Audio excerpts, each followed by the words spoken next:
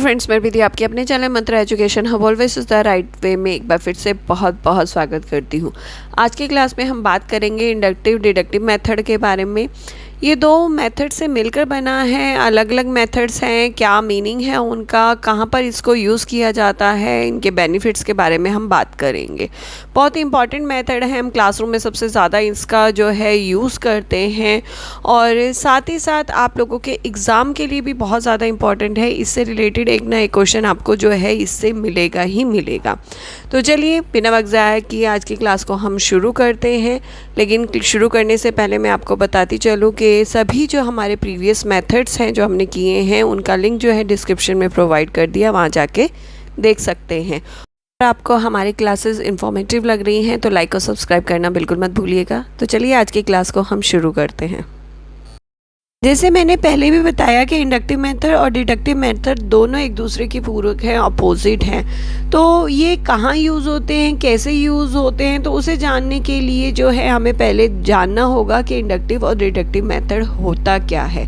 Inductive method क्या है कि सबसे पहले बच्चों को एग्जाम्पल एक्सप्लेन किए, देन उसकी जो है पॉसिबिलिटी, उसके रूल्स, उसकी एक्सप्लेनेशन जो है बाद में हम प्रोवाइड करते हैं या बाद में उसको समझाते हैं क्लास में। राइट एग्जाम्पल के तौर पे अगर मुझे नाउन के जो बच्चों को बताना है तो उससे पहले उसके सामने जो उसे चीज़ें दिख रही हैं, लाइक चेयर हो गया, टेबल हो गया, पेन हो गया, कॉपी हो गया, ब्लैक बोर्ड हो गया, उसके ऑब्जेक्ट मैंने बताए।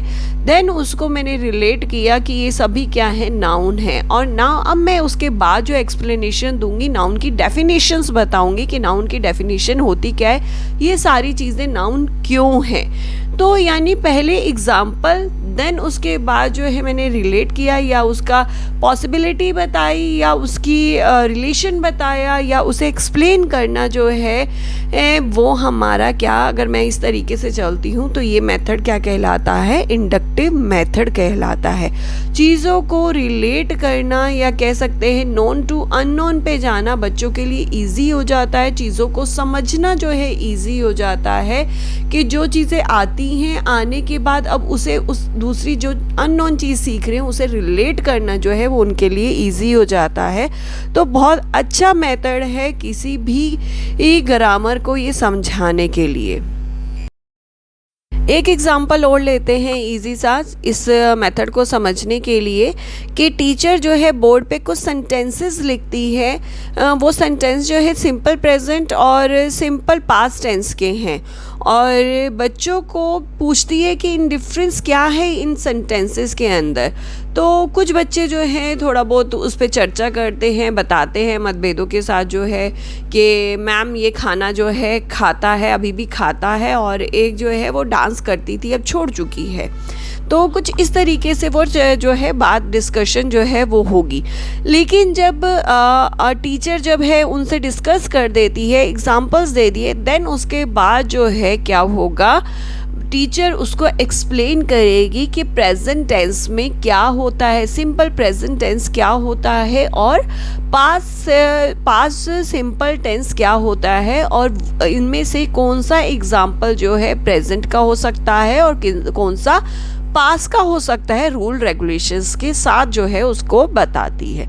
यानी पहले एग्जाम्पल, देन उसके बाद जो है उसका एक्सप्लेनेशन जो है टीचर देती है। तो ऐसे मेथड को इंडक्टिव मेथड कहा जाता है। यहाँ पर जो है इंडक्टिव मेथड, हालांकि जो कह सकते हैं हम लोग कि बहुत ज़्यादा लंबा टाइम ले लेता है कि मैं एग्जाम्पल बताऊंगी उनको, उन्हें एक्सप्लेन करूंगी, देन उसके साथ डिस्कशन करूंगी, देन उसके बाद रूल रेगुलेशन को उसके साथ रिलेट करूंगी, तो बहुत लंबा टाइम लग जाता है इस चीज़ को।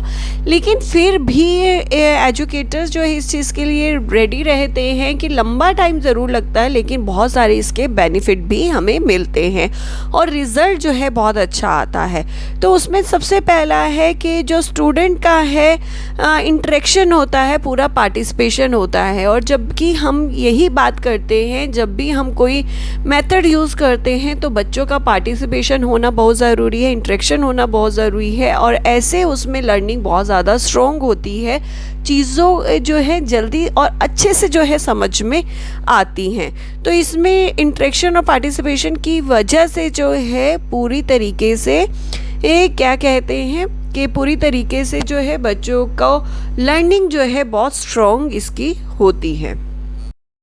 जब बच्चे इंटरेक्शन करते हैं उस दौरान पे जब उनसे क्वेश्चन किया जाता है या डिफरेंशिएशन पूछा जाता है तो वो अपनी क्रिटिकल थिंकिंग का जो है यूज़ करते हैं, खुद से लैंग्वेज को सीखने का जो है और ग्रामर को सीखने का यूज़ करते हैं, जिससे बेनिफिट मिलता है लर्निंग बाय डूइंग का। लर्निंग बाय डूइंग जब बच्चे खुद से करते हैं चीज़ों को तो वो जल्दी चीज़ें समझते हैं और चीज़ों को फिगर आउट करते हैं, तो क्रिटिकल थिंकिंग भी उनकी इन्हेंस होती है। बच्चे जो हैं इंडक्टिव मेथड के द्वारा जो है लैंग्वेज पे उनकी पकड़ बहुत अच्छी होती है, चीज़ों को बहुत अच्छे से समझते हैं, लैंग्वेज को बहुत अच्छे से समझना शुरू कर देते हैं। ग्रामर्स, उनके रूल और रेगुलेशन जो है बहुत अच्छे से क्लियर होने उनको शुरू हो जाते हैं। नेक्स्ट हम इंडक्टिव मेथड के स्टेप देख लेते हैं कि क्या कौन कौन से स्टेप जो हैं जब आप यूज़ कर रहे हो उसे आपको फॉलो करने होंगे, जिसमें हम लोगों ने एग्ज़ाम्पल जो है वो मैथ्स का लिया है। पहले हम ग्रामर के बारे में बात कर चुके हैं, तो मैंने नेक्स्ट जो है मैथ्स का यूज़ किया है। मैथ्स में भी बहुत जगह इंडक्टिव डिडक्टिव मेथड यूज़ होता है, क्योंकि वहाँ पर भी हम लोग एग्ज़ाम्पल्स की बात करते हैं। सबसे पहले हम बात करते हैं ऑब्जर्वेशन। यहाँ पर जो है इंडक्टिव मेथड ऑब्जर्वेशन से स्टार्ट किया जाता है। टीचर जो है ब्लैक बोर्ड पे कुछ एग्जांपल्स लिखती है 27, 3, 4, 6, 1, 8, 2, 9। तो वहाँ पर जो है बच्चे जो हैं ऑब्ज़र्व करते हैं उस चीज़ को। नेक्स्ट आता है एनालिसिस। जब बोर्ड पे आपने एग्जांपल्स लिख दिए हैं, अब टीचर जो है बच्चों को एनालाइज करने के लिए कहेगी कि जो डिजिट लिखी हैं उनमें क्या डिफरेंस है, इसमें क्या अलग है। वो एग्जांपल जो है एनालाइज करने के लिए टीचर जो है बोलेगी बच्चों को, और बच्चे उसे देखकर कुछ कुछ जो है चीज़ें वो बताएंगे कि ये डिजिट अलग है, ये 2 नंबर का है, 3 नंबर का है, तो इस तरीके से बात करेंगे। नेक्स्ट स्टेप आता है जो भी बच्चों की तरफ से जो सजेशन है उससे रिलेट जो है करने की कोशिश करेगी प्लेस वैल्यूज़ को। यहाँ पर ऐसा नहीं है कि बच्चों ने जो जवाब दिया और ठीक है उसको वहीं छोड़कर जो है अपने जो है एक्सप्लेनेशन और रूल रेगुलेशन बताना शुरू कर दिया। नहीं, यहाँ जो बच्चे जवाब दे रहे हैं उन्हीं में से ही उसको उठाएगी, उठाकर जो है धीरे धीरे उसे प्लेस वैल्यू तक लेकर जो है जाएगी। अब यहाँ पर जो है टेस्टिंग होगी, जो भी हाइपोथेसिस निकली उसमें से उसे अदर जो एग्जांपल्स हैं उस पर भी वो अप्लाई करेगी। क्या 5 का जो है क्या वैल्यू है, 2 की क्या वैल्यू है, तो उसको आइडेंटिफिकेशन करने के लिए जो है स्टार्ट करेगी और एक्सप्लेन करती चली जाएगी। लास्ट आता है कंक्लूज़न। यहाँ पर जो है जो भी रिज़ल्ट निकला है उसके बारे में बात करते हुए और अदर एग्जांपल देते हुए प्लेस वैल्यू की जो है डेफिनेशन और उसका मीनिंग जो है उसे पूरी तरीके से इंट्रोड्यूस जो है वहाँ पर करवाएगी। हम बात करते हैं डिडक्टिव मेथड की। डिडक्टिव मेथड इंडक्टिव मेथड के बिल्कुल अपोजिट है। उसके अंदर क्या था कि पहले एग्जाम्पल फिर एक्सप्लेनेशन। यहाँ पर जो है पहले टीचर जो है डेफिनेशन, एक्सप्लेनेशन, रूल्स वगैरह सब बता देती है, देन उसके बाद जो है उससे रिलेट करते हुए एग्जाम्पल्स देती है। तो यहाँ पे बच्चों के लिए करने के लिए बहुत कुछ नहीं है, या ये कह सकते हैं हमारा डिडक्टिव मेथड जो है हमारे पारंपरिक जो पुराना हमारा टीचिंग स्टाइल था उस पे बेस्ड है, या ये कह सकते हैं कि हमारा डिडक्टिव मेथड पुराने से चला आ रहा है। टीचर इस मेथड को बहुत ज़्यादा यूज़ करती थी पहले, लेकिन आज की डेट में जो है इंडक्टिव मेथड बहुत ज़्यादा यूज़ किया जाता है। इसमें पहले टीचर जो आना है नाउन पढ़ाना है तो पहले नाउन की डेफिनेशंस बता दी कि ये नाउन क्या है, ये जो है नाउन हो सकता है। अब या तो खुद ही एग्जाम्पल बता देती हैं 2 या 4, या बच्चों से जो है निकलवाती हैं। तो बच्चों के पास एक फिक्स हो जाता है कि मुझे अब ये चीज़ें आ गई हैं, अब इसके बारे में मुझे बताना है, इससे रिलेट करते हुए चीज़ें बतानी है। तो बहुत ज़्यादा कुछ बच्चों के लिए करने के लिए इसमें नहीं होता है। डिडक्टिव मेथड का हम एक एग्जांपल देख लेते हैं। यहाँ पर जो बात कर रखी है सिंपल टेंस और प्रेजेंट टेंस के पहले जो है टीचर ने जो है वो बोर्ड पे एग्जांपल्स लिखे, देन उसके बारे में बता दिया कि ये ऐसे है, ये इसमें ये चेंजेस है और प्रेजेंट सिंपल टेंस के अंदर ये होता है और पास्ट टेंस के अंदर ये होता है। देन एक्सप्लेनेशन जब दे दिया उसके बाद जो है टीचर बच्चों के साथ जो है डिफरेंस करते बताते हुए जो है बच्चों को वर्कशीट पकड़ा देती है, उसे कन्वर्ट करने के लिए कहती है सिंपल टू पास्ट टेंस के अंदर। यानी पहले एक्सप्लेनेशन भी दे दिया, एग्जाम्पल दे दिए, देन बच्चों को जो है उसी के आधार पर जो है वर्कशीट जो है प्रोवाइड करी।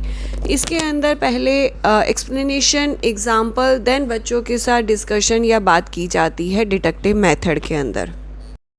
जैसे हमने पहले बात करी कि इंडक्टिव मेथड के अंदर टाइम ज़्यादा लगता है और डिडक्टिव मेथड के अंदर कम लगता है, तो कंपैरिजन टाइम जो है कम है इसका। और इसके अंदर अगर बेनिफिट की और बात करूं टाइम के अलावा, कि यहाँ पर जब टीचर जा रही है, टीचर को पता है कि मुझे क्या कराना है, मैं किस एक प्रिंसिपल पे जा रही हूँ, वो एक टाइम पर एक ही प्रिंसिपल की बात करती है, एक ही उसकी बात करती है रूल और रेगुलेशन की। इंडक्टिव मेथड में क्या होता है, बच्चा गेस मारता है, गेस मारने के लिए अगर वो गलत जाता है तो उसे वो चीज़ें भी क्लियर करनी होती हैं। तो इसका एक बेनिफिट जो है ये आता है कि एक टाइम पर एक ही रूल और रेगुलेशन जो है उस पर बात की जाती है। डिडक्टिव मेथड के अंदर जो है बहुत सारे जो टॉपिक हैं इजी हो जाते हैं डिडक्टिव मेथड के कराने से। इंडक्टिव मेथड के अंदर अगर मैं बात करूं डिफ़िकल्ट होता है सारे मेथड, क्योंकि पहले उसके बारे में नॉन जानना पड़ेगा कि बच्चों को क्या चीज़ें आती हैं, देन उसके साथ क्या एग्जांपल्स हो सकते हैं जो बच्चों को पता है। रिलेट करना जो है थोड़ा सा डिफ़िकल्ट होता है, लेकिन यहाँ पर बहुत सारे टॉपिक इस मेथड के द्वारा करवाए जा सकते हैं, क्योंकि पहले रूल बताए, देन रेगुलेशंस बताए और बच्चों को हम लोग आगे इधर जो है रिलेट करती हुई एक्सरसाइज जो है हम लोग करवाते हैं। तो बहुत सारे टॉपिक इजी होते हैं इस मेथड के द्वारा करवाना। इस मेथड के थ्रू बच्चों को लर्निंग करने के लिए जो है फास्टर लर्निंग करने के लिए इनकरेज किया जाता है। साथ ही साथ अगर मैं बात करूँ जनरलाइज करने के लिए कि एक चीज़ मैंने सिखा दी, देन अब उसे उसी जैसे जो है उसकी अदर जो एक्सरसाइज है उसे बच्चों को खुद से करने के लिए मोटिवेट करता है। डिडक्टिव मेथड के हम जल्दी से स्टेप भी जो है यहाँ देख लेते हैं, और स्टेप को समझाने के लिए जो है मैंने एक एग्जांपल लिया है एडजेक्टिव का। तो यहाँ पर जो है टीचर सबसे पहले रूल बता देती है एडजेक्टिव का कि क्या रूल होता है। स्टार्टिंग रूल्स के रूल बताने से करती है। लाइक एग्जांपल के तौर पे adjective are word that describe और मॉडिफाई नाउन और प्रनाउन, यानी एडजेक्टिव जो है किसी नाउन और प्रनाउन को डिस्क्राइब करता है, वो कैसा दिखता है। नेक्स्ट स्टेप आता है यहाँ पे एग्जाम्पल। जब टीचर रूल और रेगुलेशंस पूरा बता देती है एडजेक्टिव के कि नाउन और प्रनाउन को जो डिफ़ाइन करता है, डिस्क्राइब करता है, उसको एडजेक्टिव कहते हैं। तो टीचर एक एग्जाम्पल देती है the red car is fast, और स्टूडेंट्स को आइडेंटिफाई करने के लिए कहती है कि एडजेक्टिव इसमें से कौन कौन सा है उसके बारे में बताओ। अब यहाँ पर टीचर जो है बच्चों द्वारा जो जनरलाइजेशन किया गया उसके बारे में बताया गया, देन टीचर जो है उसको एक्सप्लेन करेगी जो रूल उसने बताया था कि किस बच्चे ने जो है सही बताया है, इस एग्जाम्पल के अंदर कौन सा एडजेक्टिव है और कौन सा नाउन या प्रनाउन है उसके बारे में बताएगी। फिर देन जो है नेक्स्ट स्टेप आता है एप्लीकेशन। यहाँ पर जो है टीचर के अंदर जो है बच्चों को एक वर्कशीट प्रोवाइड कर देना या कुछ सेंटेंसेस प्रोवाइड कर देना, और उसमें से बच्चों को जो है जो रूल और रेगुलेशन है उसे अप्लाई करने के लिए कहना कि इसमें से आपको एडजेक्टिव जो है छांटने हैं, वो बताओ कौन से एडजेक्टिव हैं। तो इस तरीके से आप कर सकते हैं। आज की क्लास यहाँ ख़त्म होती है। उम्मीद करती हूँ आज की क्लास आपको समझ में आई होगी। अगर समझ में आई है तो एक लाइक और शेयर तो बनता है, तो फटाफट एक लाइक और शेयर कर दीजिए। और अगर आपको हमारे चैनल पे आने वाली वीडियोस जो हैं इंफॉर्मेटिव लग रही हैं, समझ में आ रही हैं, तो जल्दी से चैनल को सब्सक्राइब और बेल आइकन को भी जल्दी से दबा दीजिएगा, जिससे इस चैनल पे आने वाली वीडियो की नोटिफिकेशन आपको जल्दी से मिले।